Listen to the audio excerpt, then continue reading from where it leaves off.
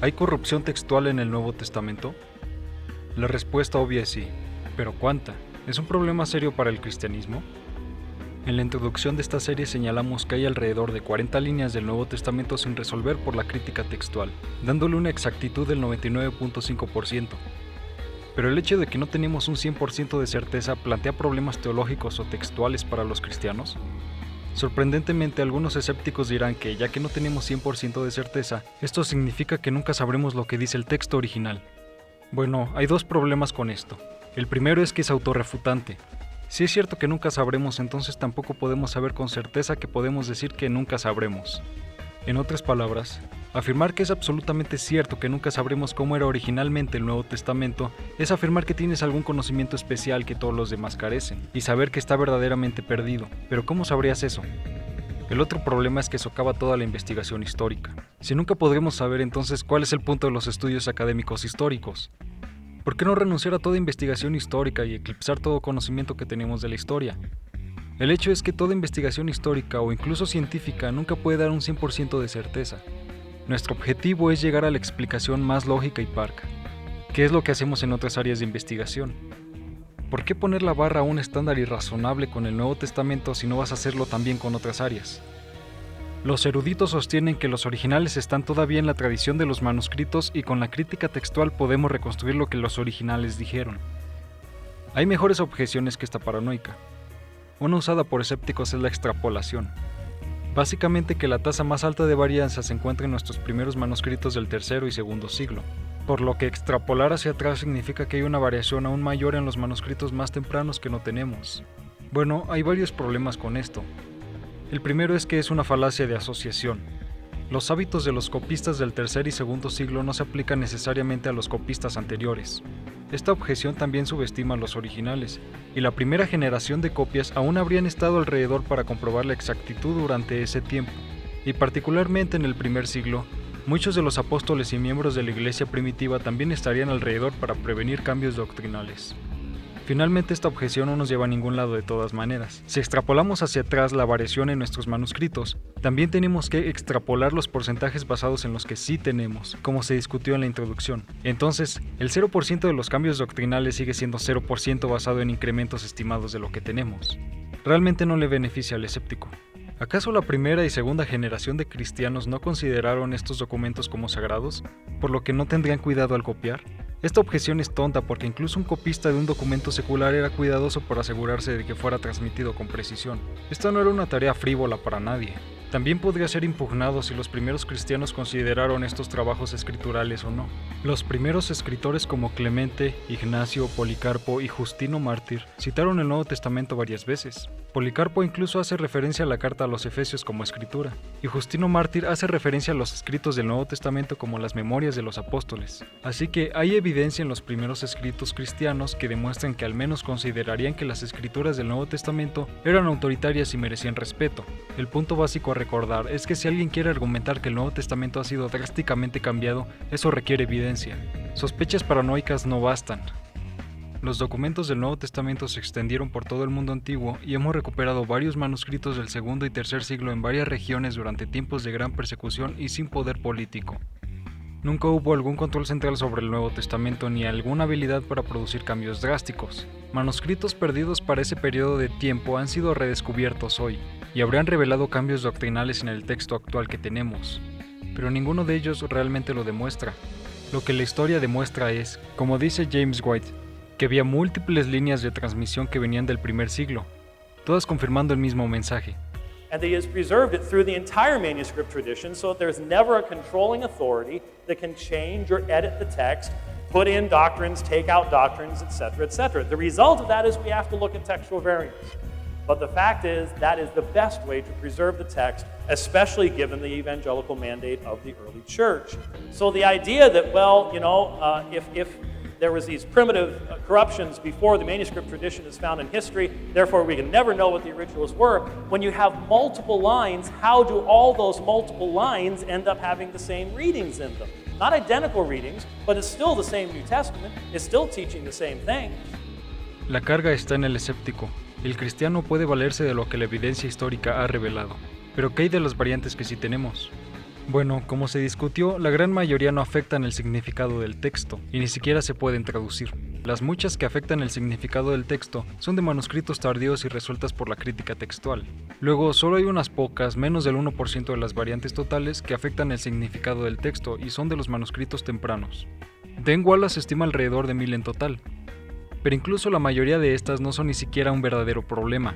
Por ejemplo, una variante textual no resuelta es Primera de Tesalonicenses 2:7, donde Pablo dice que o nos hicimos benignos o pequeños niños entre ustedes. La diferencia en griego entre los dos es una letra, y ambos podrían encajar con el contexto. Otro es en Romanos 5:1, donde Pablo dice que ya sea que tengamos paz con Dios o tenemos paz con Dios. De nuevo, la diferencia es una letra y ambas tienen sentido en el contexto. Pero ¿acaso estas variantes realmente afectan la teología cristiana sin tener en cuenta cuál es correcta? Por supuesto que no. Así que ninguna variante está afectando la teología. Está afectando nuestra comprensión de pasajes selectos. Como Dan Wallace dice, The question that we're asking is not which one fits into Pauline theology, but which one fits into that passage. And so the value of knowing about these textual variants is how they affect our exegesis and our exposition, not how they affect our theology. Más allá de esto, solo unos 7 pasajes que los escépticos mencionan, bueno, en realidad solo 6. Ningún erudito respetable pregunta si esta lectura de Primera de Juan 5:7 estaba en el original. Era claramente una adición tardía que vino del latín, y no está en ningún manuscrito griego temprano. Este verso tampoco hace mucho bien para apoyar la Trinidad, ya que esto no explica la doctrina ni la naturaleza de cada miembro, y es tan vago que podría utilizarse para apoyar el modalismo, o incluso el arrianismo en realidad. Los primeros padres de la Iglesia defendieron la Trinidad sin la necesidad de este verso, y demostramos en otras series que la Trinidad es confirmada a lo largo de la Escritura, así que la ausencia de este verso no amenaza la doctrina cristiana de la Trinidad. ¿Qué tal Juan 1:18? Algunos manuscritos dicen el unigénito Hijo, y otros dicen el unigénito Dios, el cual simplemente, como los eruditos señalan, significaría culturalmente que Él era Dios mismo. ¿Acaso cada lectura cambia la doctrina cristiana? No. Juan afirma que Jesús es Dios en varios lugares y que Él es el Hijo de Dios. Cada lectura estaría bien y esta no afecta a la doctrina cristiana. ¿Qué tal Mateo 24:36? Algunos de los manuscritos más tempranos omiten ni el Hijo. ¿Acaso esto cambia nuestro entendimiento básico de Jesús si Él supiera el tiempo de la tribulación venidera? Bueno, es debatible si la frase ni el Hijo estaba o no en la lectura original de Mateo, pero incluso si no estuviera, tampoco afecta a la doctrina cristiana, ya que la lectura paralela encontrada en Marcos 13:32 no tiene duda textual de manuscritos tempranos. Además, el primero sigue diciendo que solo lo sabe el Padre, así que carecer de esta frase no afecta nuestra comprensión de Jesús ni la doctrina cristiana. Así que pasemos a Marcos 1:41. Un manuscrito temprano del V siglo, y algunos en latín afirman que el verso dice, Jesús movido por ira para un leproso, no que él fue movido por compasión. La evidencia externa favorece a la mayoría, pero algunos eruditos de hecho creen que la ira fue la lectura original por la evidencia interna en el texto. ¿Pero es esta variante un problema para nuestro retrato de Jesús?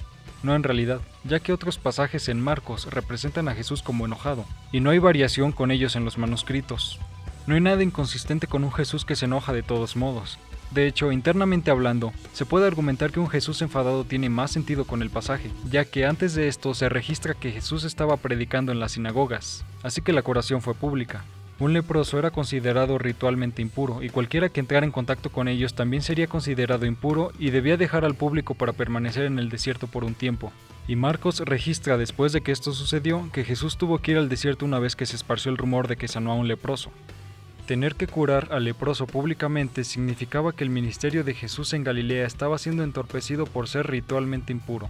El leproso podría haber esperado para ser sanado en privado y podría haber honrado la petición de Jesús de mantenerlo desconocido, por lo que es razonable que Jesús se enojara por esto. Como Bock y Wallace dicen, enojarse solo fortalece la imagen que vemos de Jesús en este evangelio al hacerla totalmente coherente con los otros textos que hablan de su ira. No altera significativamente la imagen que tenemos de Jesús, sino que fortalece lo que Marcos dice en otra parte.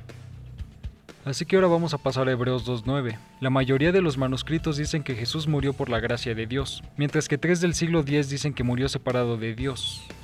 Además, muchos padres de la iglesia primitiva parecen afirmar esta lectura, así como algunos manuscritos traducidos más tarde. Pero, ¿cómo afecta esto a la doctrina cristiana? ¿No dicen varios pasajes que la muerte de Cristo nos fue dada por la gracia de Dios? ¿No enseñan las Escrituras que Jesús murió separado de Dios? ¿O que sin la ayuda de Dios, Jesús experimentó la muerte en nombre de toda la humanidad? Pueden hacerse casos fuertes para cada lectura, pero de cualquier manera, cualquiera que sea el original, la variante no afecta a la doctrina cristiana. Así que finalmente veremos dos de las variantes más grandes. Juan capítulo 8 y el final largo de Marcos no aparecen en nuestros primeros manuscritos, y sé de muy pocos eruditos que los consideran auténticos. Algunos argumentos se pueden hacer para su posible autenticidad, pero ese no es el punto de este video. El punto es que incluso teniendo en cuenta que estos textos probablemente no están en los originales, eliminándolos todavía no cambia ninguna doctrina cristiana. Como Bock y Wallace dicen, hay que acentuar que estos pasajes no cambian ninguna doctrina fundamental, ninguna creencia fundamental, aunque mucho bagaje emocional está unido a ellos. La probabilidad de que no hayan sido parte del texto original ha sido entendida por más de un siglo, y sin embargo no se han alterado las formulaciones teológicas. Por lo tanto, ninguna de estas variantes es realmente una amenaza, y debemos recordar que ninguna variante disputada se oculta de los cristianos, y casi cualquier Biblia de estudio pondrá notas al lado diciendo que algunos manuscritos difieren aquí o allá. Esto no es información secreta para alguien que ha hecho su tarea, porque no hay razón para mantenerlo en secreto. Pero, ¿el hecho de que haya variaciones en nuestros manuscritos plantea un problema en sí mismo? ¿No se supone que tenemos la palabra inerrante de Dios preservando cada letra para siempre?